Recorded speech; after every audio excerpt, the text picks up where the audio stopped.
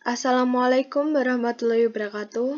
Sebelumnya perkenalkan, nama saya Andini Eka Ayu Nur Aini dari kelas 10 IPS 3 nomor absen 2.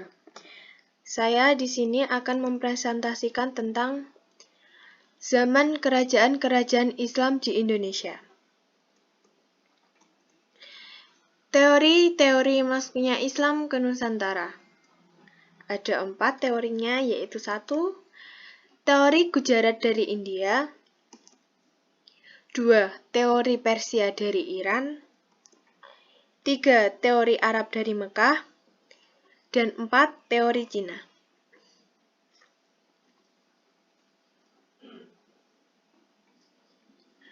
1. Teori Gujarat dari India. Teori India atau teori Gujarat menyebutkan agama Islam masuk ke Indonesia pada abad ke-13. Teori ini dicetuskan oleh G.W.J. Drewes dan dikembangkan oleh Snoch, Hurgronje, dan kawan-kawan. Teori India atau teori Gujarat ini juga diyakini oleh sejarawan Indonesia Sucipto Wirjo Suprapto.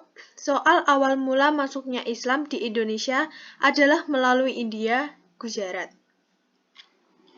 Teori ini masuk ke Indonesia melalui para pedagang dari India, Muslim, atau Gujarat yang berdagang di Nusantara.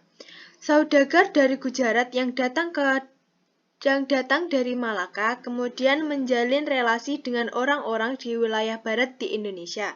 Setelah itu, terbentuklah sebuah kerajaan Islam yang bernama Kerajaan Samudra Pasai. Selain itu, teori ini juga diperkuat dengan penemuan makam Sultan Samudra Pasai Malik As-Saleh pada tahun 1297 Masehi yang bercorak Gujarat. Teori ini dikemukakan oleh S. Hurgronje dan J. Pitjnapel.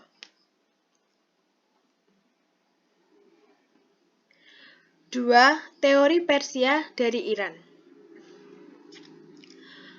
Menurut teori Persia, agama Islam masuk ke Indonesia pada rentang waktu abad ke-7 hingga ke-13. Adapun yang membawa Islam adalah para pedagang dari Persia yang pertama kali menyebarkan agama Islam di Pulau Sumatera. Teori Persia merupakan sebuah teori yang menyatakan bahwa bangsa Persia atau bangsa Iran yang menjadi penyebar agama Islam di Nusantara pada masa itu. Teori ini didukung oleh 2 ahli yang bernama Umar Amir Hussein dan Profesor Hussein Jayadiningrat. Teori Persia ada dikarenakan banyaknya bukti paham Syiah ketika Islam pertama kali masuk di Indonesia, serta banyaknya kesamaan antara tradisi budaya masyarakat Indonesia dengan tradisi budaya Persia. Salah satu bukti teori Persia yang menjadi kelebihannya adalah adanya perayaan 10 Muharram di Bengkulu dan Sumatera Barat yang dikenal sebagai tradisi Tabot. Pasalnya, tradisi untuk mengenang cucu Nabi Muhammad SAW, Husain bin Ali, ini juga dikenal di Persia. 3. Teori Arab. Pendukung teori Arab adalah J. C. Van Leur Anthony, H. Jones, T. W. Arnott, hingga Abdul Malik Karim Amrullah atau Buya Hamka. Dalam teori ini dikemukakan bahwa Islam masuk Nusantara di bawah orang-orang Timur Tengah. Penyebarannya sudah terjadi sejak abad 7 Masehi.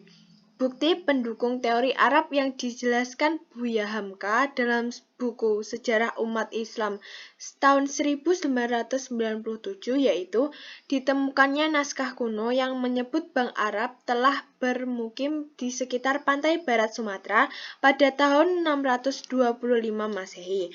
Selain itu, ditemukan pula nisan kuno bertuliskan Syekh Rukunuddin di tempat itu bertahun 672 Masehi. Sementara itu, T. W. Arnott memberi dukungan atas bukti dari Buya Hamka.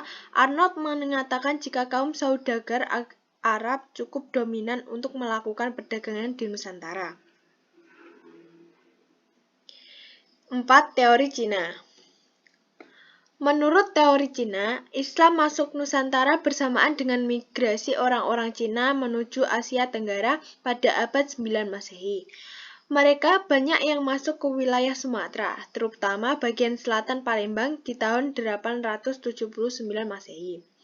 Sementara itu, Islam di Cina sudah berkembang sejak masa dinasti Tang sekitar 618 sampai 905 Masehi yang dirintis oleh Sa'ad bin Abi Waqqas pada masa kekhalifahan Utsman bin Affan. Karena itu, ketika terjadi migrasi penduduk dari Cina ke Asia Tenggara pada abad 9, banyak muslim dari daratan itu turut bermukim di Nusantara dan menyebarkan agama Islam. Bukti penduduknya antara lain banyak orang Islam keturunan Cina yang memiliki pengaruh besar di Kesultanan Demak. Bukti lainnya, Raden Patah, pendiri kesultanan tersebut, merupakan putra dari seorang muslimah asli Cina. Raden Patah memiliki nama Cina Jin Bun. Selain itu, ada masjid tua berarsitektur Cina di Jawa. Teori Cina ini didukung oleh sejumlah ahli, di antaranya Slamet Mulyana dan Sumanto Al-Qurtubi. Sekian presentasi dari saya. Jika ada kekurangan, saya mohon maaf. Sekian, terima kasih. Wassalamualaikum warahmatullahi wabarakatuh.